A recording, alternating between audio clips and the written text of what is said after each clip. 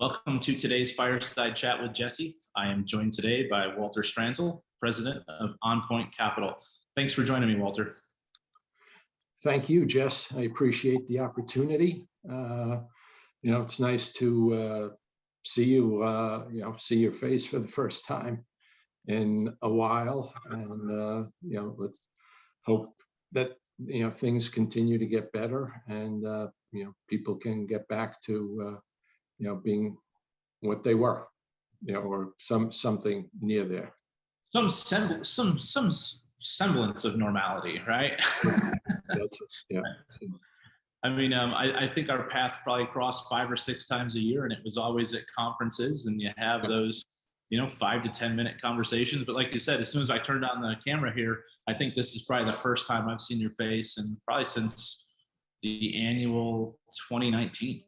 Yeah, I think you're right on that one. We were all set last year to go out to Chicago, and that things changed, and we were busy with a lot bigger stuff than funding and syndication, etc. So. So Walter, for those people who might not be familiar with you, do you mind just kind of discussing your career to date in equipment finance? Yeah. So I got back into this wonderful world. I got into this world back in the late 90s, joining an independent lessor, and my career through 2017 was with independent lessors. I helped put myself out of a job because those lessors sold to larger organizations. So there was always a new challenge, but it was exciting stuff, and I always enjoyed the the interaction.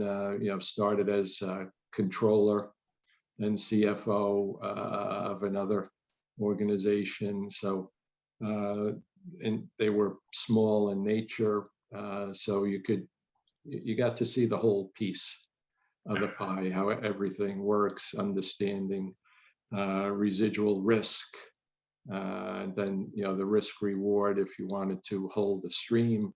So, knock on wood, I'm still here to talk about that, and then.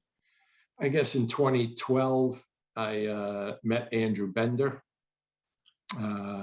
joined GSG at the time as a consultant.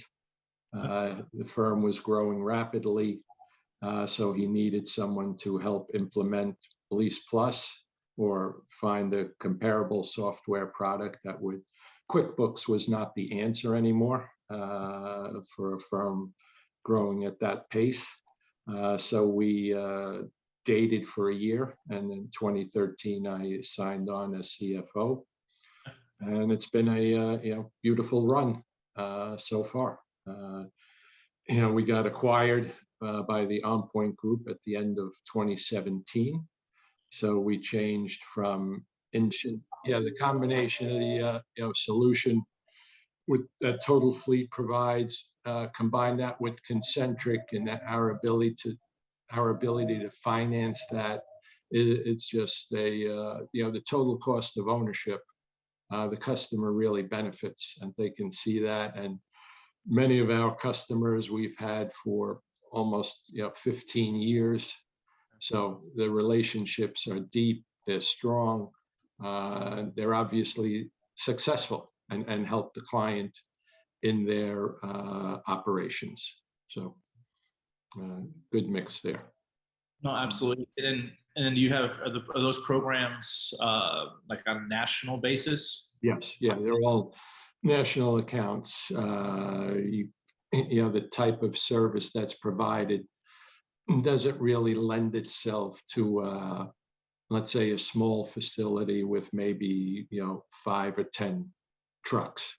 To get the bang for the buck, you've got to have roughly about 25 assets that can be managed in order to realize some benefits. there. So it works. Yeah. I have a dog that wants to bark, so I apologize. So Oh, okay. I guess it's just one of those things, but whatever. I guess while we're on the material handling side of things, and just supply in general, are you guys feeling a pinch from the supply chain disruption that's going on right now? Yeah, no, it's had a tremendous impact. Deliveries are significantly delayed.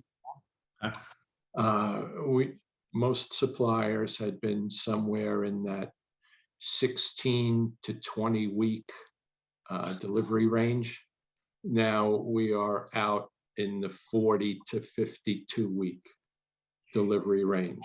It's a combination of logistics, actual transportation issues that have arisen. Then you've got manufacturing issues. Add on top of that price increases. So pent up demand. So it's been a challenge, but we've been trying to help our customers with, understanding that the equipment will be delayed since the assets are under management. We know what the utility of those assets will be, how long a life can be extended. So we're actively helping those customers refinance various assets so that we can reduce their cost in the meantime before those new trucks and other assets come in and become available for their use. Wow, I had no idea that it was almost a year out. I mean, I can imagine from your account management perspective, as you're looking at something where, yeah, this thing lasts 5 years. If it's like 4.5 years in, like, yeah, oh yeah, yeah. Oh, it's been a challenge for customers. So that's how we're working it. And and then there's a couple of customers that say, you know what, we're just going to order equipment early now, so place orders now so that we're in the pipeline for the manufacturer. And even though it might be maturing, let's say 9 months from now, the 3 months, we're not worried about that. Their financial position is strong, and they'd rather have the new equipment than extending things out. So that's interesting. You just kind of hope that whatever happened 9 months after they ordered it, everything is still somewhat calm. Yeah. So the residuals maintain. That's crazy. Yeah, and had the issue with Toyota and the environmental issues that had come up there that really put a crimp in the supply chain. Also, taking those X number of units out of just eliminated them from availability. That's crazy. So when we were circling back probably 6 weeks ago, you had mentioned something that I found to be really interesting. And that was how your office shifted, because you guys were downtown New York, right? Yep. Oh, yeah. Yeah, we were we were right in the heart of it at the beginning, in that February, March, April time period. So we, closed out in the office, and we have been over the last several years, through various, new hires or, trying to acquire the best talent. We had given people the ability to just be a permanent remote employee. So, and we had our systems cloud-based previously. So, when the pandemic hit at that time, everyone worked remotely. We didn't really miss a beat in terms of processing, which, thank God worked. It did create a little more mail for a couple of people at their homes. Although, we have about 75% of our documents are executed via electronically. So made things easier, and also getting, a couple of big customers converted. As that occurred, they realized how much easier it would be. So that's taken a burden off the team. And, it was, knock on wood, we're able to do it. But we were a very close-knit group. We've got a total team of 17, and we would get together minimal on a quarterly basis, all of us, the New York office. We were having roughly 5 people there on a regular basis, whereas when we opened it, we had about 12. And that, as I mentioned, the remote employees, that was the real and life changes. So, it wasn't like we cut staff, so we decided to close the office permanently, and we are working remotely. The team is making it happen. We do happy hours every couple of weeks. People give, personal updates and professional updates. I think we have one teammate who, I think he's lived in at least 3 different cities during this period. He started in New York, then he was in Ohio. He's in Chicago right now. And now he's looking at his next stage. Does he come back to New York? He's got friends on the West Coast. So, it's. Yeah, I heard there's some states that are like welcoming people in, and they're giving money for people to relocate to work from home. So, look, if you're able to do, you don't have significant commitments that you can do that, more power to you. It's a way to see the world and open your eyes to everything that's out there, whether, East Coast, West Coast, North, South, whatever it might be. No, and that was obviously very forward thinking, 2 years ago, 3 years ago, when you guys started the whole remote office. I lived in the Northeast, Walter, for, 8 years. I know what that commute was like. I'm sure that you don't. Teammates don't miss any of that. The bottom line revenue savings by not having to have an office in Manhattan. Yeah. That's amazing. But so you mentioned you guys are doing, you have happy hours and everything else. From a cohesiveness of your team, like, is that impacting at all that you're not in person at all anymore? We haven't seen anything. The team has always had good work ethics, and if things are getting done or not done when, if something doesn't fund, or say, hey, what's going on here? But I would, I would like to get back to something where we can have regular, at least quarterly, meetings, or little 2 or 3 day sessions where we can spend some quality time together. And because I'd love for the team to come down here to Georgia. This is a perfect place for that type of activity, team bonding and things like that. So we did squeeze in a leadership meeting at the Jersey Shore this summer. 6 of us got together. So, laid out some second half plans, and we did a couple of dinners plus a little naval river cruise that we did. Someone operates an old boat that the Navy utilized. So, it was a good afternoon to talk and get back together. So culture, because that's whatever organization you're in, there is some type of culture, and that is hard to, no matter how good you are with electronics and Zoom, etc. That face to face and or just hanging out helps. It'll be interesting to see. I've read numerous stories about the turnover that's occurred throughout the workplace, and luckily we've only one individual left us, and that was early this year.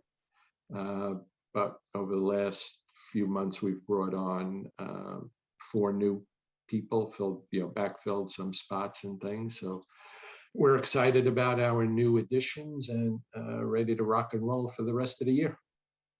No, and that's a great point. And I too am curious to see, because when you talk to people now, they're like, well, we can't find good hires. And I think that just kind of opens up where it's just like, well, now anyone can basically work from anywhere. So you're not, relegated to this demographic or geographic area, right? That's right. Now you can get talent from basically anywhere.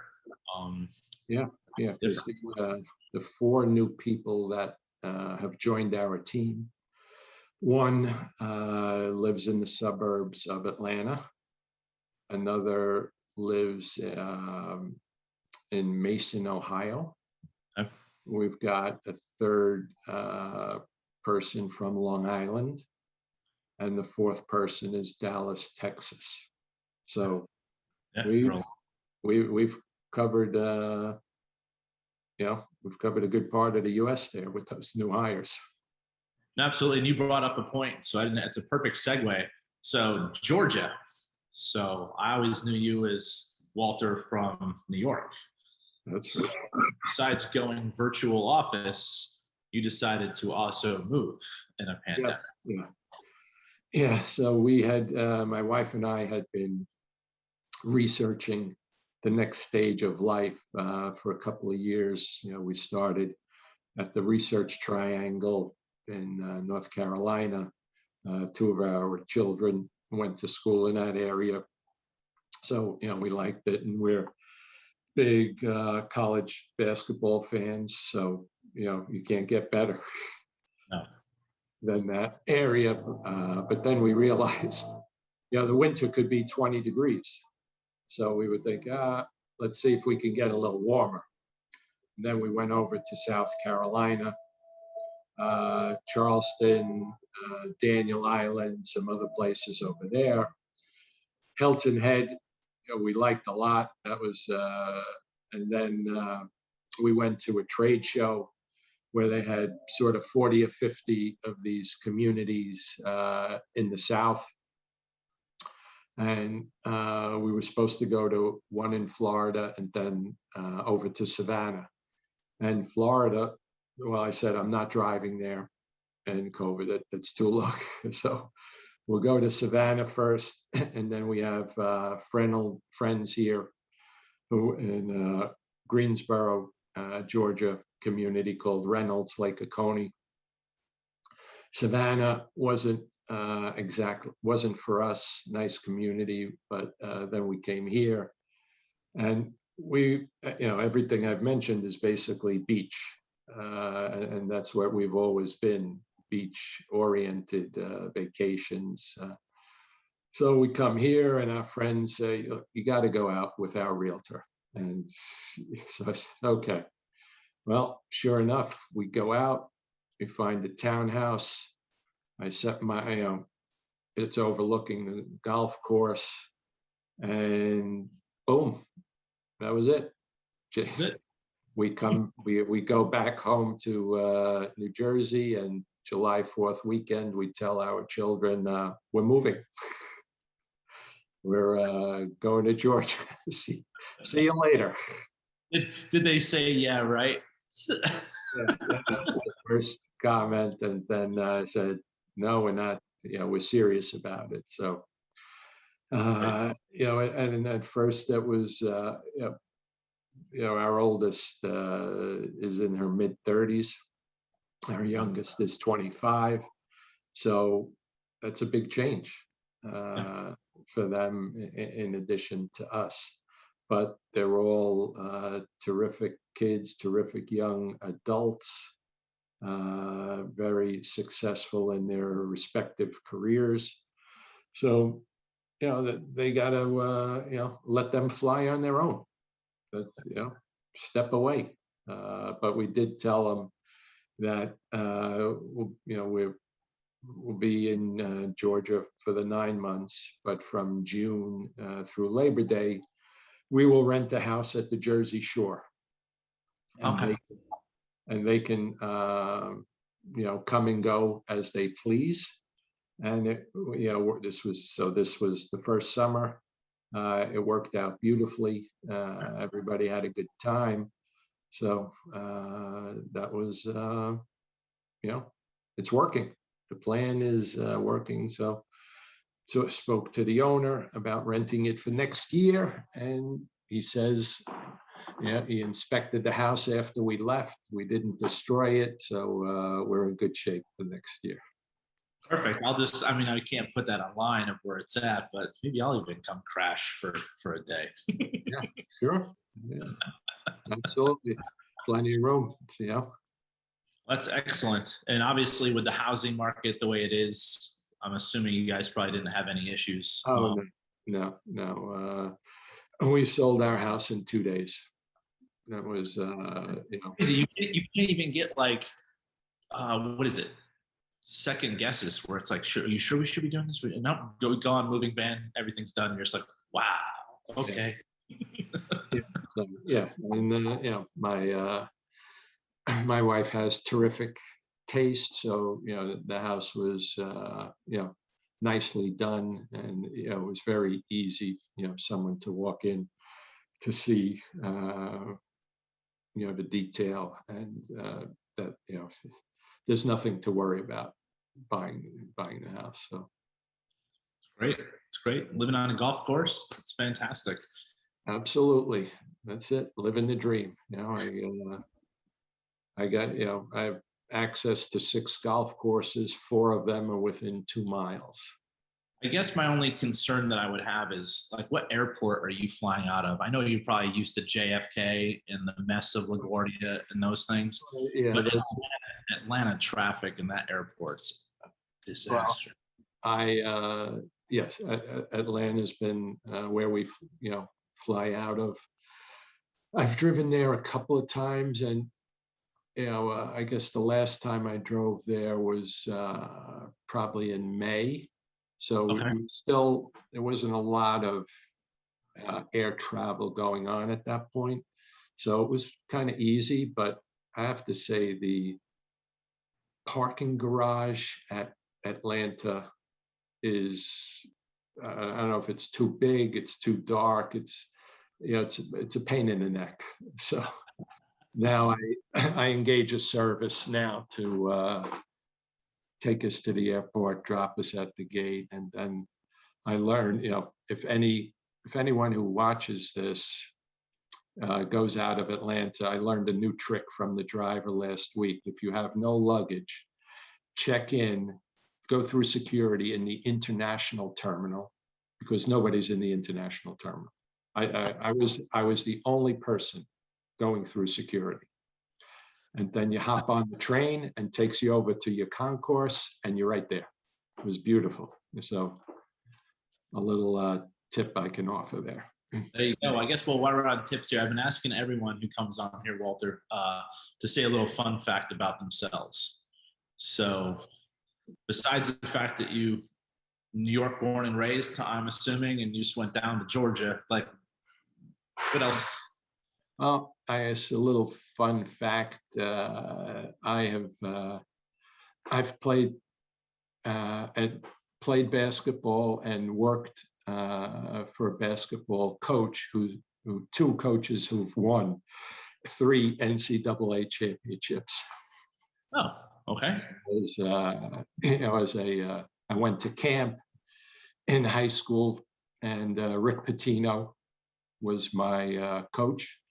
And that was while he was, I think he was in between his freshman and sophomore year at UMass. So he had not gained the notoriety and the success, but two national championships now, a couple other Final Four appearances. And then I went to Iona College, and Jim Valvano was the coach there. And he left Iona to go to NC State, where they won the championship in '83. So it's a little, not everybody could say. I did not know any of that. So that's quite the fun fact. It's good. So, we're big basketball fans here. So it all started a long time ago. So, who's your favorite college basketball team? We have multiple favorites there. We have one daughter who went to Duke, so they're up there. Another daughter got a graduate degree at UVA, so they're up there. And we always root for Iona as alumni. And then any Big East team that does well, we're on that bandwagon. No, I don't blame you. I mean, I went to West Virginia. They used to be Big East. Now they're Big 12, I guess, for now. And then who knows what's going to be going on with that. Right. The Mountaineers. Yes, sir.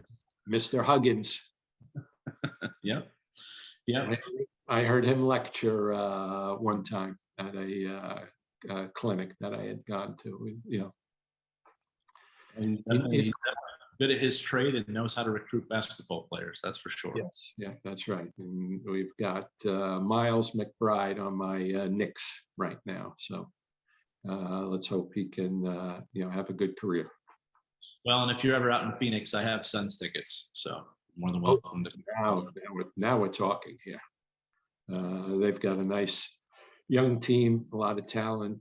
Chris Paul really brought it together for that group.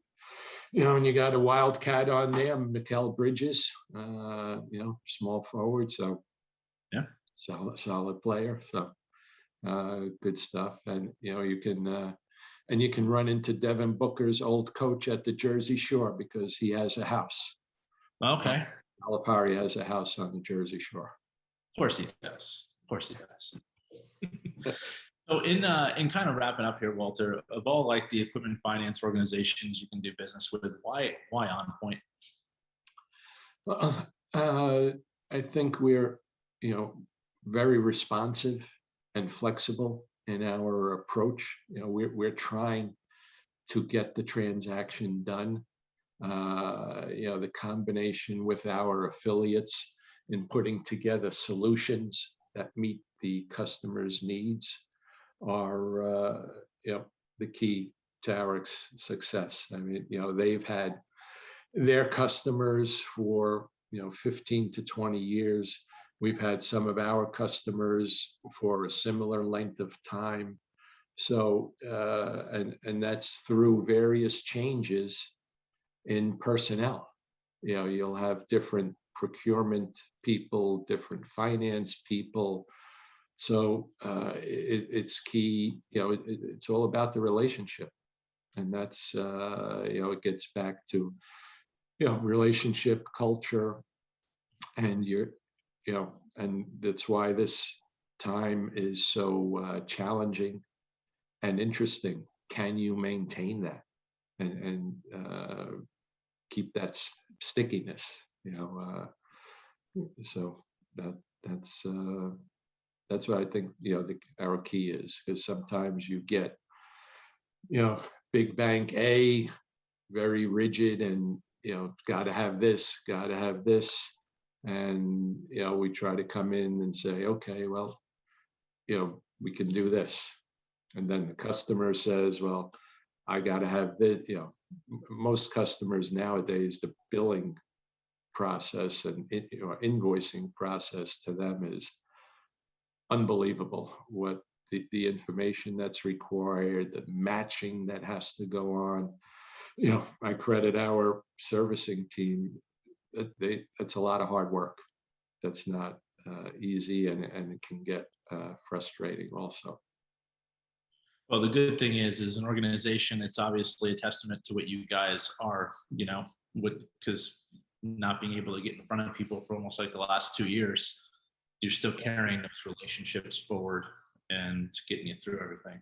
Right. Yep. So, yeah, we got to, keep doing that heavy lifting and, get to the finish line. So, Absolutely. Well, I appreciate you taking the time today, Walter, to sit down with me. What do we have? I think 4 weeks until I'll actually be able to hopefully see you in person in San Antonio. yes, that's right. Yes. Yeah. Yeah. No, thank you for including me. Sometimes, when people say, "Oh, you're a leader in the equipment finance business," that's a little, I don't think of myself as a big shot or anything. Just trying to, move things along and get solutions for customers and help the team do what they do best. So No, that's it. obviously, you're a very humble person, and I respect that. But no, I mean, you're an industry thought leader, Walter, and I appreciate you taking the time to kind of share your. No, it's been a pleasure. Good to see you, and San Antonio, here we come. Absolutely, sir. Have a great one. Take All care, right, Walter. thank you. Take care. See you.